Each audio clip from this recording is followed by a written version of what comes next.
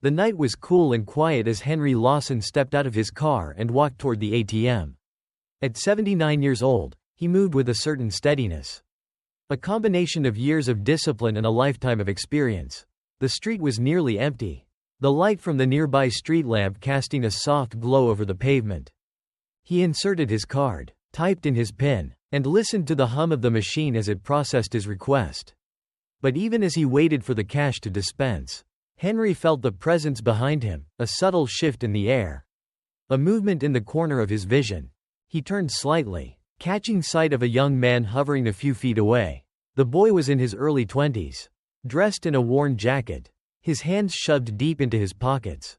There was a sharpness in his gaze, an edge that immediately set Henry on alert. But more than that, there was something else: hesitation, uncertainty. Henry calmly collected his cash and turned fully to face the young man. "Evening," he said, his voice steady, without a trace of fear. The young man's eyes flickered, and he hesitated, but his voice came out with a forced bravado. "Just hand over the cash, old man," he muttered, glancing around to make sure they were alone. Henry looked at the young man carefully. His instincts, honed from years of military service, picked up on every small detail: the trembling in the young man's hands, the tightness in his jaw, the way he kept looking around, as if he wasn't fully committed to what he was doing. "What's your name?" Henry asked, ignoring the demand for his money. The question caught the young man off guard. He blinked, his posture shifting. "What? I said give me your money." "I heard you," Henry replied, his tone calm, even compassionate. "But I asked for your name." The young man hesitated, his confidence wavering. Finally, he mumbled, "Dylan." "Well, Dylan," Henry said, tucking his cash back into his wallet without a hint of fear. "You don't look like someone who really wants to be doing this." Dylan's face flushed with frustration.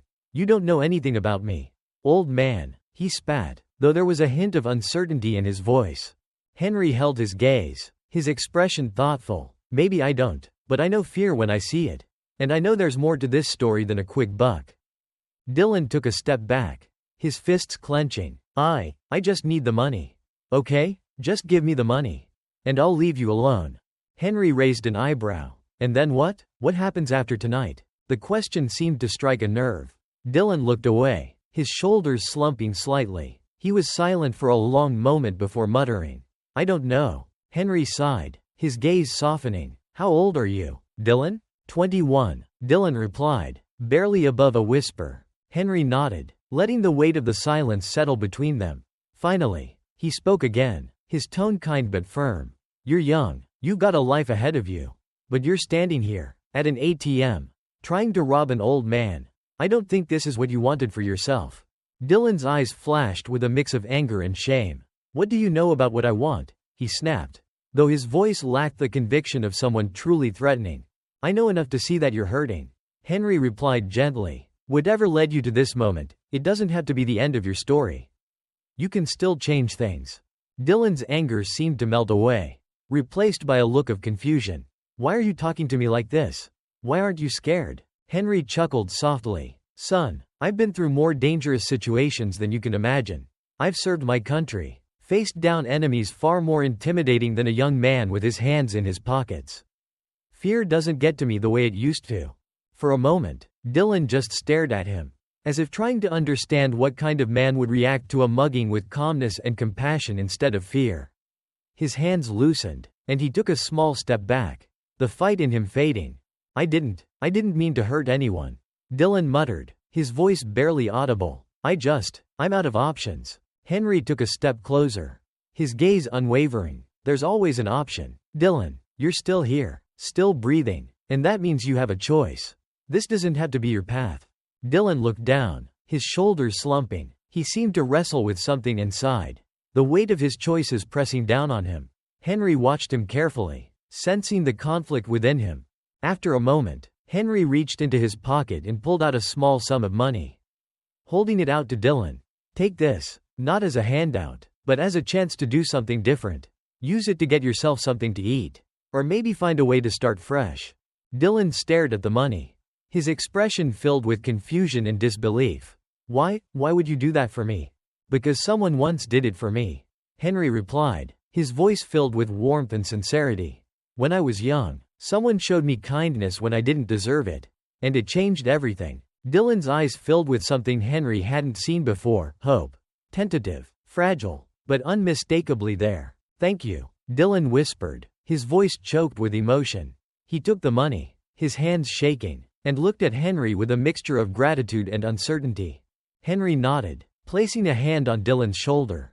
"Take care of yourself, Dylan, and if you ever want to talk, I'll be here. There's always a way forward, even when it seems like there isn't." Dylan nodded, unable to speak, and then turned and walked away into the night.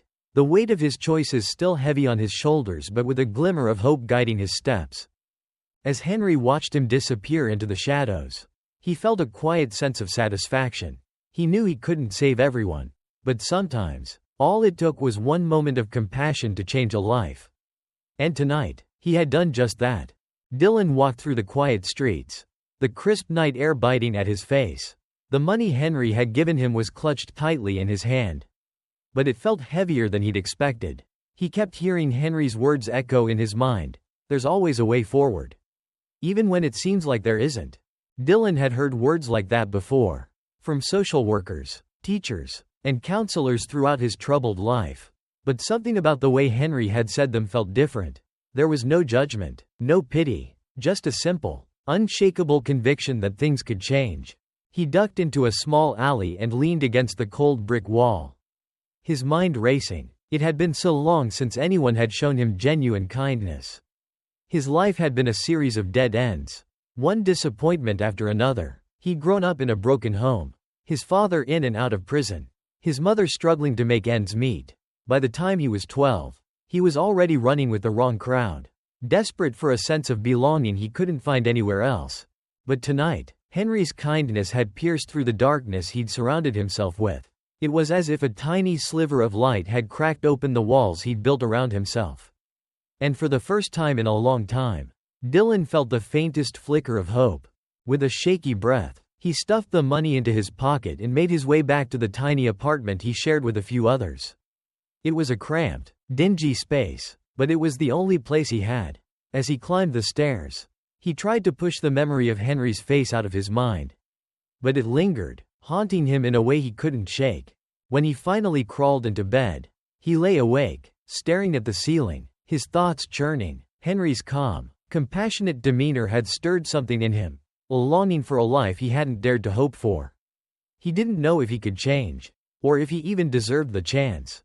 But Henry's words had planted a seed of doubt in his despair. And as he drifted into a restless sleep, that seed began to grow, fragile but determined. The next morning, Dylan woke up with a heavy heart and an even heavier mind. The money Henry had given him lay on the table beside his bed, a reminder of the strange encounter that had left him questioning everything he thought he knew. As he sat up, rubbing the sleep from his eyes, he glanced around the small room he shared with two others. His roommates were still asleep, snoring softly, and the faint smell of last night's takeout lingered in the air. This wasn't the life he'd imagined for himself, not even close. And yet, he couldn't see a way out. But then he remembered Henry's words: "There's always a way forward, even when it seems like there isn't." The thought nagged at him, refusing to let go. He could ignore it, go back to the life he knew, keep making choices that led nowhere, or he could try something different. Take a chance on the small sliver of hope Henry had given him. He didn't know what that something different looked like, but he decided to take the first step. He took a deep breath, grabbed his worn jacket, and left the apartment. He wasn't sure where he was going, but he knew he had to do something, anything, to make a change. He found himself wandering back to the spot where he had encountered Henry the night before. He felt foolish, standing there in the daylight, his heart pounding with a mixture of fear and anticipation. But just as he was about to turn away, he heard a familiar voice. "Dylan." He turned, startled to see Henry standing a few feet away, holding a cup of coffee. The older man's face broke into a gentle smile, as if he'd expected Dylan to show up. "Thought you might be back," Henry said, offering him a coffee. "Figured you'd need a warm drink." Dylan took the coffee, mumbling a quiet, "Thank you," and they stood together in silence, sipping their drinks as the morning bustle of the city carried on around them. Finally, Henry spoke. I meant what I said last night. You have a choice. Dylan, it won't be easy, and it won't happen overnight. But you can still turn things around. Dylan looked down, his fingers gripping the coffee cup tightly. I don't know if I can. I don't even know where to start. Henry nodded, his expression thoughtful. Then let's take it one step at a time. I know a few people who can help. If you're willing, there's a job training program at the community center. And they also offer counseling if you ever want someone to talk to. Dylan's heart pounded with a mix of fear and hope. He hadn't thought that anyone would care enough to offer him real help, let alone a stranger he had tried to rob. Why are you doing this? Dylan asked, his voice barely above a whisper. Henry looked at him, his gaze steady and compassionate. Because everyone deserves a second chance. Dylan, I've made mistakes in my life. And people gave me grace when I didn't deserve it. Now I'm just passing that kindness along. The sincerity in Henry's eyes was undeniable. And Dylan felt a warmth spreading through him that he hadn't felt in years. He didn't know if he was ready to change. But in that moment, he decided to try. All right, he said quietly. I'll try. Henry smiled, clapping him on the shoulder. That's all you need to do. Just take it one day at a time. They finished their coffee in silence, the unspoken understanding between them growing stronger. For the first time in years, Dylan felt like he wasn't alone, like he had someone in his corner, someone who believed in him even when he didn't believe in himself. The following day, Henry picked up Dylan and took him to the community center. The building was modest but welcoming, and as they walked inside, Dylan felt a mix of nerves and excitement. It was strange, stepping into a place like this with the intent of finding help rather than causing trouble. Henry introduced Dylan to Lisa Harper, a kind-hearted woman who ran the job training program. She welcomed Dylan with a warm smile, explaining the basics of the program and what he could expect. Here, we focus on skills that will help you in the workforce, she said, showing him around. It's not just about getting a job, it's about building a foundation for a better future. I think you'll find that with some guidance, you'll be able to accomplish more than you thought possible. Dylan listened, feeling both overwhelmed and hopeful. He'd never had anyone take such an interest in him before, and he wasn't sure how to handle it. But as he shook Lisa's hand, he felt a spark of something he hadn't felt in years, hope. Over the next few weeks, Dylan attended the job training sessions regularly. Henry checked in on him, sometimes offering a ride, other times just calling to see how things were going. Their bond grew stronger, and Dylan found himself looking forward to their talks, finding a sense of comfort and stability he'd longed for. The program itself was challenging, but Dylan discovered that he was more capable than he had thought. He learned skills he'd never had before, like communication, teamwork, and basic computer knowledge. Slowly, he began to see himself differently, not as a lost cause, but as someone with potential, someone who could build a future. One evening, after a particularly successful day at the center, Dylan met Henry for coffee. As they sat together, Dylan shared his progress, his face lighting up as he spoke. I never thought I'd actually enjoy learning, Dylan admitted, a small smile tugging at his lips. But it feels good, like I'm doing something that matters. Henry nodded, pride evident in his gaze. I knew you had it in you. Sometimes, all it takes is a little guidance. Dylan's smile faded, and he looked down, his voice quiet. Thank you, Henry. I don't think I'd be here without you. Henry placed a hand on Dylan's shoulder. You did the hard part. Dylan, you made the choice to change. That takes strength, a lot of it. Dylan felt a surge of emotion, a sense of pride he hadn't felt in years. For the first time in his life, he was beginning to see himself as someone worth saving, someone who could make a difference. And as he looked at Henry, he realized that he'd found not only a mentor but a friend. A person who believed in him when no one else had. In that moment, Dylan knew that he would keep pushing forward, no matter how difficult the road might be. Because now, he had a purpose, and with Henry by his side, he felt like he could take on the world. Dylan's initial enthusiasm carried him through the first few weeks at the community center. Each day brought new challenges, but also new victories. He learned how to draft a resume, practiced interview skills, and even began to explore different career paths he had never considered. However, the path to redemption is seldom straight, and soon Dylan found himself facing the shadows of his past. One afternoon, as he was leaving the community center, he ran into Marcus, an old acquaintance from his former life. Marcus was a few years older, with a hard look in his eyes and a swagger that spoke of too many close calls. "Well, look who it is," Marcus sneered, blocking Dylan's path. "Didn't expect to see you around here. Heard you've been spending time with the old folks." Dylan stiffened, a knot forming in his stomach. "I'm just trying to get my life together," he replied cautiously. Marcus chuckled darkly. "Get your life together? With those people? Come on, man, we've got real opportunities. In fact, we could use someone like you on a job tonight." Dylan shook his head. "I'm done with that, Marcus. I don't want any part of it." Marcus's expression hardened. "Don't think you have a choice. You owe me, remember?" The weight of past debts pressed down on Dylan. He had indeed owed Marcus for bailing him out of trouble more than once. "I can't," he whispered. "Think about it," Marcus said, leaning in closer. "Easy money. And if you say no, well, debts have a way of catching up." Dylan watched as Marcus walked away, a cold dread settling over him. The pull of his old life was strong, and the fear of retribution even stronger. That evening, Dylan met Henry at their usual coffee shop. Henry immediately sensed that something was wrong. "You seem troubled," he said gently. Dylan hesitated before speaking. "I ran into someone today. An old friend. He wants me to help with a job tonight." Henry's eyes narrowed slightly. "What kind of job?" "The kind I shouldn't be involved in," Dylan admitted, "but he says I owe him. And if I don't help." Henry leaned back, considering. "Do you believe he's a real threat?" Dylan nodded. "Marcus isn't someone to take lightly. He won't hesitate to make good on his threats." Henry studied him carefully. "You have a choice, Dylan. You always have a choice. But choices have consequences, both good and bad. I don't know what to do," Dylan confessed, his voice barely above a whisper. "I'm scared." Henry reached across the table, placing a firm but gentle hand on Dylan's shoulder. "Courage isn't the absence of fear," he said. "It's acting in spite of it. We can find a way to deal with this together." Dylan looked up, meeting Henry's steady gaze. "But how? Marcus won't just go away." "Let me help," Henry offered. "I have some connections, people who can provide guidance. Maybe even protection." Dylan shook his head. "I don't want to drag you into this."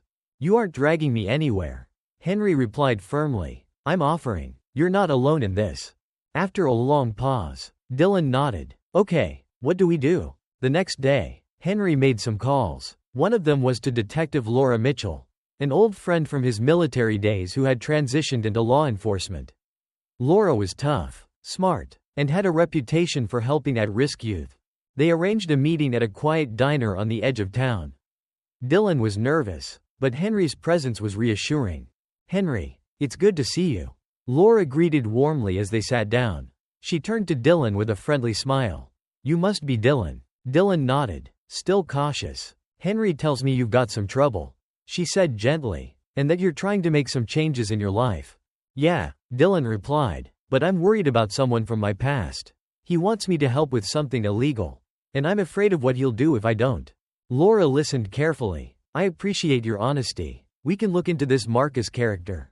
But I need to know if you're willing to cooperate."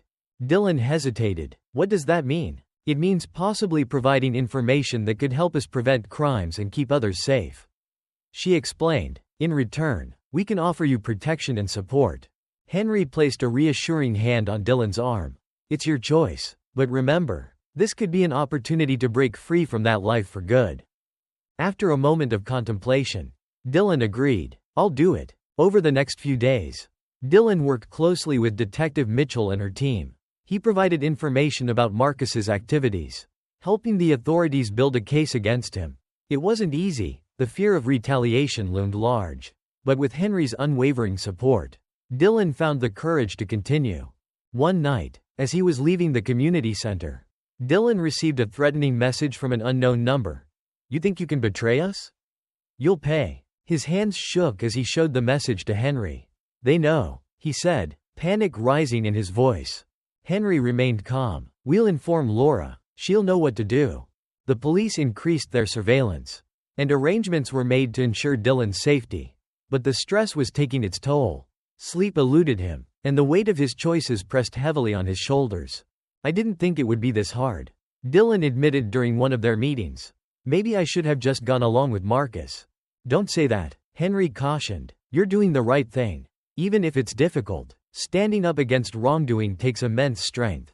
I'm scared, Dylan confessed. What if something happens to you because of me? Henry's eyes softened. I've faced danger before. Don't worry about me. Focus on yourself and the path you're on. Despite the precautions, Marcus managed to confront Dylan one evening when he was alone. Cornered in an alley, Dylan faced the man who had once been a friend but was now a dangerous adversary. You think you can rat me out? Marcus snarled, his eyes filled with fury. You owe me, and this is how you repay me? Dylan's heart pounded. I'm done, Marcus. I don't want any part of this. It's too late for that. Marcus growled, advancing menacingly. Before anything could happen, a voice echoed down the alley. That's enough. Henry stepped forward, his presence commanding despite his age. Behind him, Detective Mitchell and two officers emerged, weapons drawn. Marcus Davis, you're under arrest, Laura declared. Marcus glared at Dylan. You set me up. No, Dylan replied, his voice steady. I chose a different path. As the officers took Marcus into custody, Henry approached Dylan. Are you okay? Dylan nodded shakily. I think so. You did well, Henry assured him. It's over now. With Marcus behind bars, Dylan felt a weight lift from his shoulders. The fear that had shadowed him began to fade, replaced by a sense of relief and possibility. He continued his training at the community center, and with Henry's encouragement, he applied for several jobs. Soon, he received an offer from a local business willing to give him a chance. On his first day of work, Dylan stood outside the building, nerves and excitement swirling within him. Henry had insisted on driving him, wanting to share in the milestone. You've come a long way, Henry said, pride shining in his eyes. I couldn't have done it without you, Dylan replied sincerely. Remember, the strength was always within you, Henry said. You just needed someone to remind you. Dylan smiled. Thank you, Henry, for everything. As he walked into the building, Dylan felt a newfound confidence. His journey wasn't over, but he was on a path he could be proud of. Months passed, and Dylan thrived in his new job. He built relationships with his coworkers, learned new skills, and even began taking classes at the local college.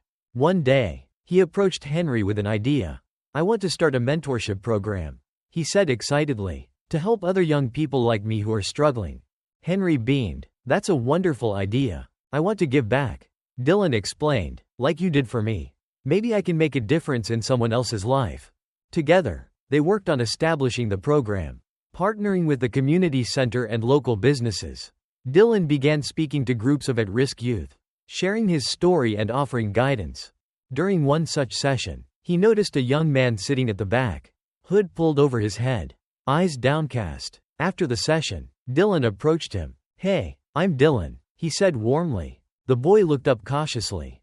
I'm Jason. You remind me of myself a few years ago, Dylan said. Is everything okay? Jason shrugged. I guess. If you ever want to talk, I'm here, Dylan offered. Over time, Jason opened up, and Dylan became a mentor to him, much like Henry had been to Dylan. One evening, Dylan invited Henry to a special event at the community center. The room was filled with people, families, volunteers, and the youth they served. As the ceremony began, the director took the stage. Tonight, we honor Dylan Parker for his dedication and contributions to our community. Applause filled the room as Dylan stepped forward. Humbled and grateful, he spoke from the heart, acknowledging those who had helped him along the way. I stand here today because someone saw potential in me when I couldn't see it myself, he said, glancing at Henry. He taught me that strength comes from within, and that we all have the power to change our lives. After the event, Henry approached Dylan, his eyes misty. You've made me proud, son. Dylan embraced him. I couldn't have done it without you. Henry smiled. You've become the man I always knew you could be. Later that night, Henry and Dylan sat on a park bench overlooking the city lights. Do you ever think about that night at the ATM? Dylan asked. Sometimes, Henry admitted. It's amazing how a single moment can change the course of our lives. I'm grateful for that moment, Dylan said. It was a turning point for me. For both of us, Henry replied thoughtfully. Dylan looked at him quizzically. What do you mean? Henry sighed softly. Helping you gave me a renewed sense of purpose. After my wife passed and the kids moved away, I felt adrift. Meeting you reminded me of the importance of connection. I never knew, Dylan said quietly. We've both helped each other. Henry said, "That's the beauty of life, we're all interconnected." As years passed, Dylan continued his work, expanding the mentorship program and touching countless lives. Henry remained a constant presence, offering wisdom and friendship. One day, Henry fell ill, and Dylan rushed to his side at the hospital. Sitting by his bed, he held the old man's hand. "Don't worry about me," Henry said weakly. "I've lived a full life. You've still got plenty of time." Dylan insisted, trying to mask his fear. Henry smiled faintly. "Maybe, but if not, I want you to know how proud I am of you." "Thank you," Dylan whispered, his eyes moist. "Promise me you'll keep going." Henry said, "Keep helping others." "I will," Dylan vowed. Henry recovered, much to Dylan's relief, and life continued with its ups and downs. Together, they celebrated milestones and faced challenges, their bond unbreakable. One afternoon, as they sat together watching a group of children play, Henry turned to Dylan. "You've become a beacon of hope for so many." "I'm just trying to make a difference," Dylan replied modestly. "You've done more than that," Henry said. "You've created a legacy." Dylan smiled. "I learned from the best." Henry chuckled. "Maybe, but you've taken it further than I ever could." As they watched the sunset, both men reflected on their journey, a path marked by trials, redemption, and the transformative power of compassion.